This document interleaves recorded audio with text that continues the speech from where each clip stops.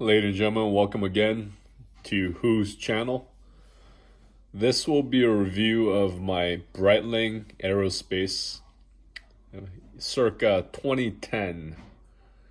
So this watch has been with me for over a decade now, and just want to share some history for myself on this watch.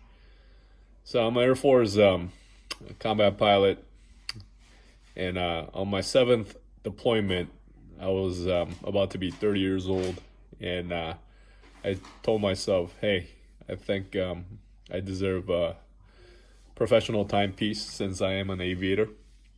And I wanted to purchase this piece before my deployment so I could, so to speak, Christian it in battle. So this Breitling Aerospace has been worn in combat over Afghanistan in support of Operation Enduring Freedom. And yeah, she's been very good to me in the missions that I've done over Afghanistan, fighting the war on terror. But just now with that back history of with my personal history with this watch, ever since then I've been wearing it off and on, and right now I am wearing it pretty much as my Friday to weekend watch.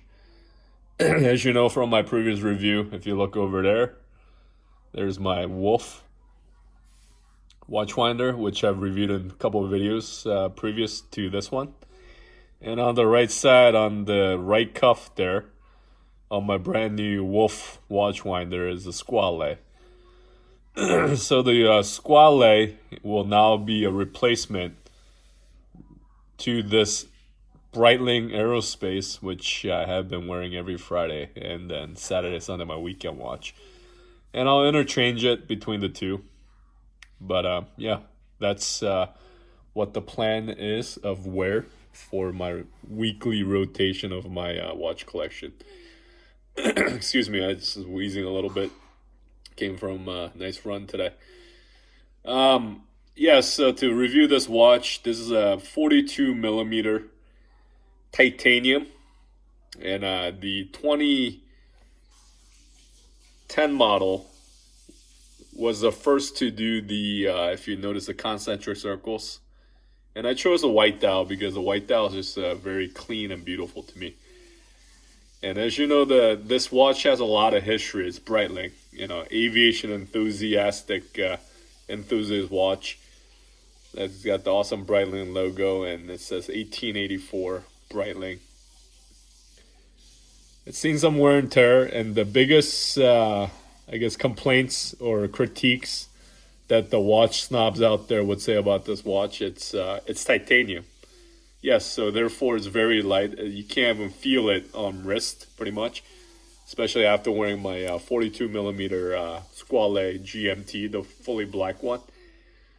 But so with titanium, the critiques say that it's very prone to gouging, scratches. But call me a neat freak or what, but like I said, I've had this watch over a decade. It's been with me in combat. And I would say it's holding up very nicely. Actually, one of the guys I flew with, the guy commented on my watch saying, hey, is that new? I'm like, no, it's over a decade old. So either I take really good care of my stuff, or the critiques of this watch is not validated, because this watch I'm looking in front of the lens here is over a decade old. As for the functions here, let's do the bezel movement. Nice sound, crisp.